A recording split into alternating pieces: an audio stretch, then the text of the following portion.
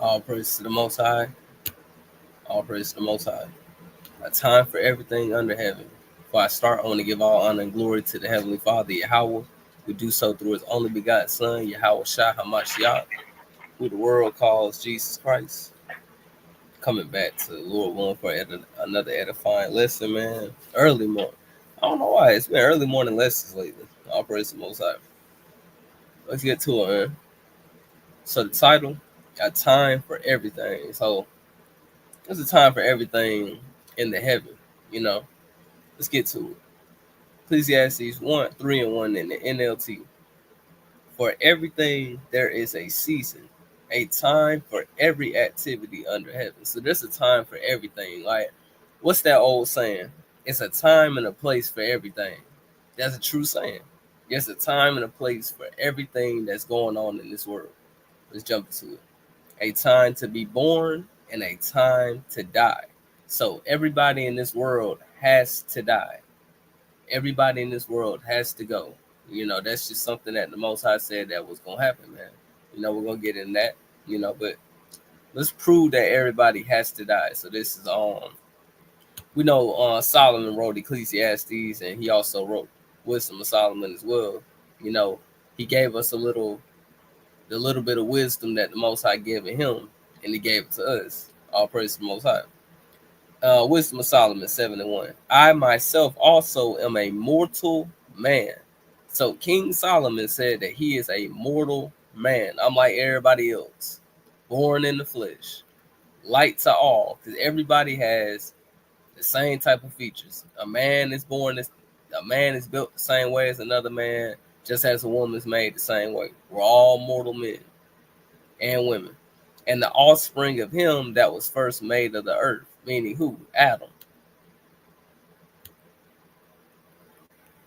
It says, and in my mother's womb was fashioned to be flesh, and in the time of 10 months, being compacted in blood of the seed of man, and the pleasure that came with sleep. All right, let's keep going. And when I was born, I drew in the common air and fell upon the earth, which is of like nature, being born. And the first voice which I uttered was crying, as all others do. You know what I'm saying? So, you know, every baby cries when they're first born. You know, let's keep going. It says, I was nursed in swaddling clothes and that with cares. It says, for there is no king that had any other beginning of birth. So this is King Solomon, like we say all the time, the wisest man to ever live. He said that there is no king that had any other beginning of birth. So when it comes to Yahweh Shai Hamashiach, Jesus Christ, he was not this demigod that people think he was. He was a mortal man that was made in flesh, sent to his people to die for his people. The miracles that he did was by the hand of the Most High, because he told us we got the same type of power in us, you know? So Yahweh Shai, he was a mortal man just like us, walking the earth. He had to overcome the flesh just like us. But guess what? He didn't commit no sin. He was a perfect man. And he told us we can do the same thing. Right? Let's keep going. For all men have one entrance into life, being what? Being born. And the light going out, meaning what? Everybody has to die. Everybody in this world has to die. Somehow, shape, form, fashion. However you're supposed to die, God wrote it out how you're supposed to die. That's how you're going to die. Everybody has to die one day. So that's why death shouldn't be something that you're fearful of. I know a lot of people, you know, say that they're scared to die, but everybody in this world has to die. You know what I'm saying? And we don't know when our day is, you know, and it's going to get in that, you know, enjoy life while you're still here, man. You know, enjoy life, you know. Life is a blessing also at the same time, you know, not to be taken for granted. Let me see if I can find it. Let's see. I think it's in Genesis.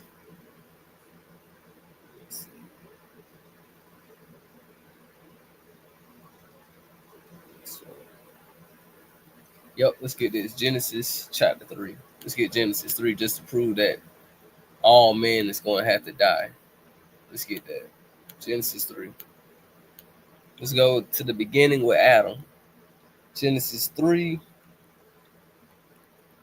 Let's start at verse 19. Let's get to the point. This is Genesis 3 and 19. It says, in the sweat of thy face shalt thou eat bread. That's why we have to work so hard to eat bread, till thou return unto the ground, for out of it was thou taken. For dust thou art, and unto dust shalt thou return. That means what? You're going to die one day. Your body's going to go right back to the place where it was created from. Man was formed from the dust of the earth. All right, let's keep going. Let's go back. Close this out now. So we know that now it's a time to be born and a time to die, a time to plant and a time to harvest, right? Farmers can pretty much tell you that it's a time and season for trying to plant something. You can't harvest in the wrong season, because you won't get something if you harvest at the wrong time.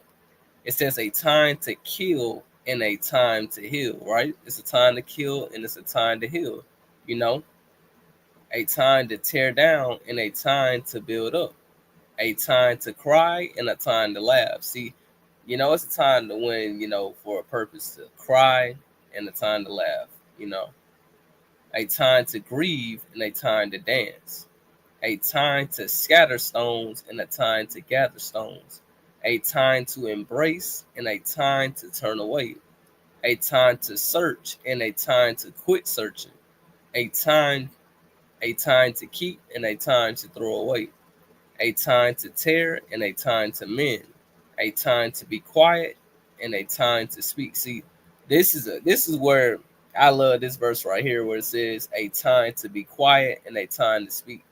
It's not always meant to speak at every moment. It's always a time to be quiet. You know, I'm even realizing that myself. Not everything is meant to be spoken at every time. It's a time to be quiet and a time to speak. You'll know when it's the time to speak and when it's the time to be quiet and hush. A time to love and a time to hate. A time for war and a time for peace. What do people really get for all their hard work? I have seen the burden God has placed on us all. Yet God has made everything beautiful for its own time. So everything that's going on in this world today is in the Most High's time. You can't add to what the Most High is doing nor subtract. You know, not we can't even guess all the things that the Most High is doing in this world, man. He's unpredictable. We think we know what he's doing, and then he turn around and do something else.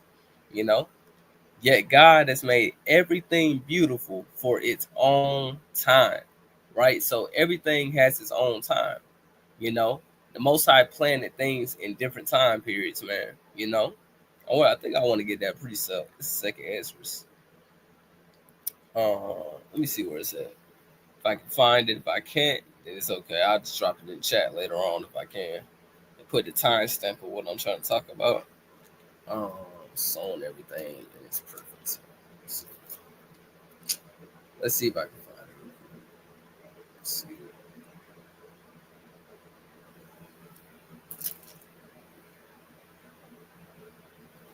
Let me see if I can look it up on the phone. Let's see.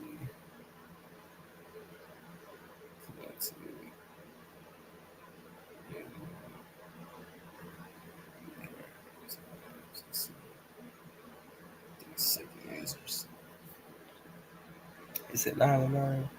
Were they everyone available? Yeah, that's not it. Man, I wish I could find that preset.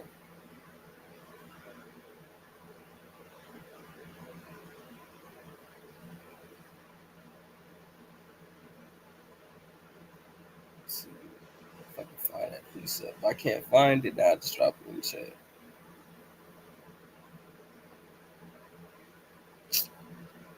Dang, it's like I know what I'm talking about, but it's like let me just go on my Bible and see if I can find it. I don't want to take too much time.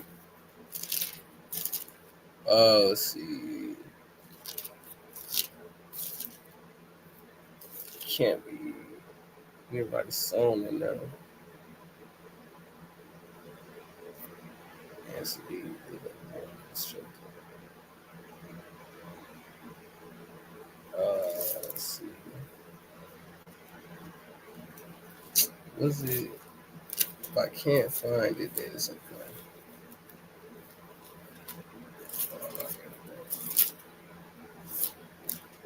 Second answers. I know if I'm trying to look for it. That's okay. I'll come back.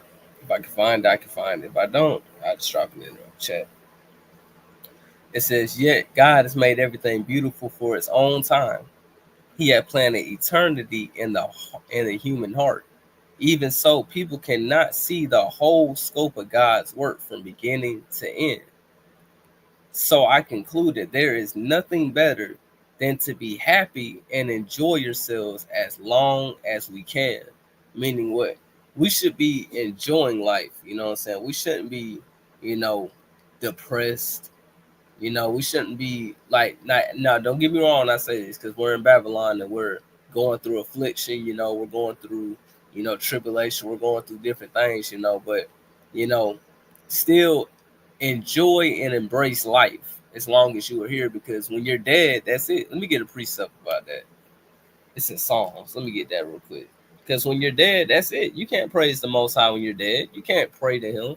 Let me get two of them. Let me see. Yeah, let's get this real quick in Psalms. So we should be happy when we're living and breathing, man. Because a lot of people never even told the Most High, thank you for waking them up this morning. They just went about their day. And that's the biggest blessing of the day, is drawing breath in and out your body all day long. It's Psalm 6 and 5. It says, for in death there is no remembrance of thee. In the grave, who shall give thee thanks? You can't even give them thanks when you in the grave. That's it. When you gone, you gone.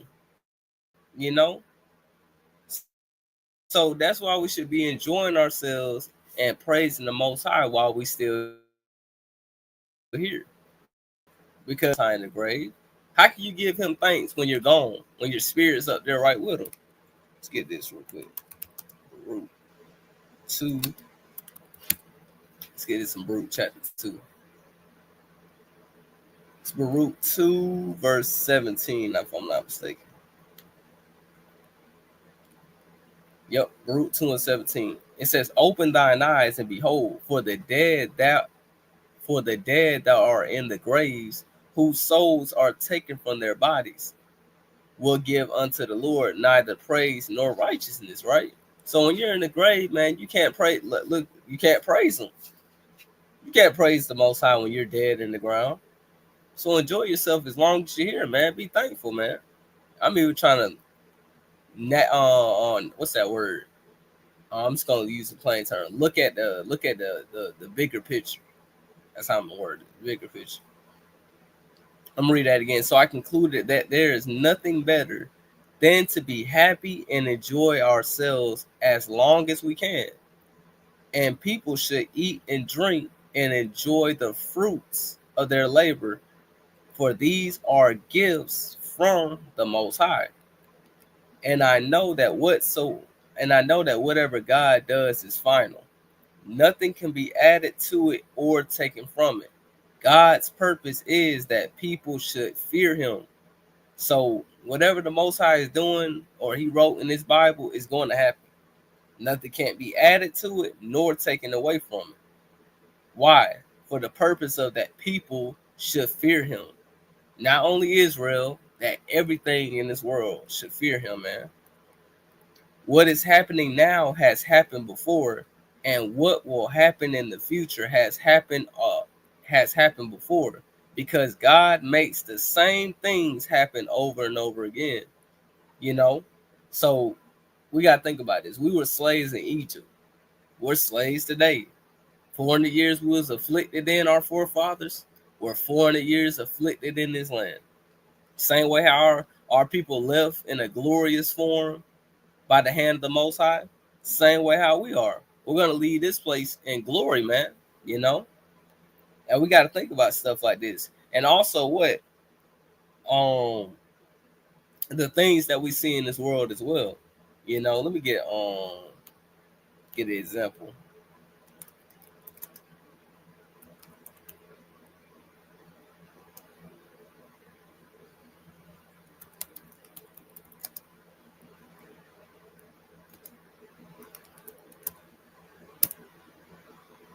See if I can find.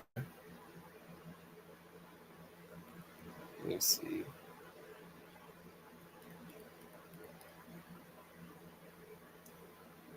See if I can find it.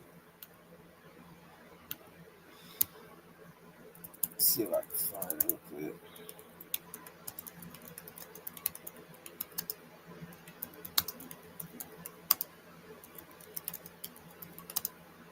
Let's see. Right. Let's get this real quick. Let's see which one looks better. Okay, they're both the same. Okay, let's zoom this up. So it says, "Give them bread and circuses, and they will never revolt." Look at this. This is on the right, a Roman Colosseum. You know, look at this today on the left, college football field. There's nothing new under the sun. Our people been doing these things. Our people been adapting to Greek customs. Our people been doing these type of things, man. That's why Solomon said that. Let's go back to it. It says, what was it at? Yeah, what is happening now has happened before. Meaning what? What we're doing right here on this left side of the picture been happened in ancient times with the Romans. We got to think about stuff like this. This is nothing new under the sun. We're just in a modern day time and just somehow just forgot the past. And we think that everything that we see in 2025 is brand new. This is stuff that's the stuff that we see has been here before. You'll be very surprised, you know what I'm saying? Lord willing in the kingdom, Lord willing to get that to be taught by the king, man. Everything that we see, man, it's been here before. What's that other example? I just had it in my brain. Yeah, let's get this real quick now. Let's prove it.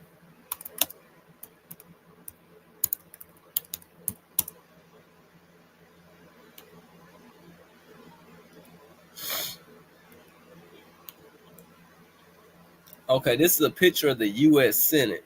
Look at all the men in there. Let's get this in First Maccabees 8. There ain't nothing new under the sun. All these things have been done before. Let's get this in First Maccabees 8. Find in my Bible real quick. All these things that we see today are nothing new under the sun, man. These things are nothing new. Let's get this First Maccabees 8 and verse 15. Let's get First Maccabees 8 and 15. It says this is going into Rome, if I'm not mistaken. First Maccabees 8:15. It says, "Moreover, how they had made for themselves a senate house." Look at this, a senate house, wherein 320 men sat in council daily, consulting always for the people, to the end they might be well ordered. This is what these people do today. Look at this. It's well over probably. You can't even see the whole room. Think about how many men sitting there counseling every single day for the people. How to keep us what? Well ordered. Let's keep going.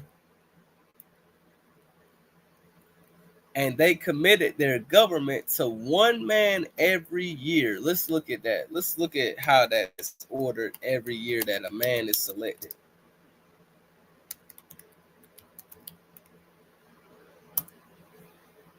Every year they pick a man. Let's read that again. And that they committed their government to one man every year, who ruled over all their country, and that all were obedient to that one, and that there was neither envy nor emulation among them. They pick a man every single year. They pick a man every single year. This is why we should not be surprised about nothing that we see. There is nothing new under the sun. Let's read it again from Ecclesiastes.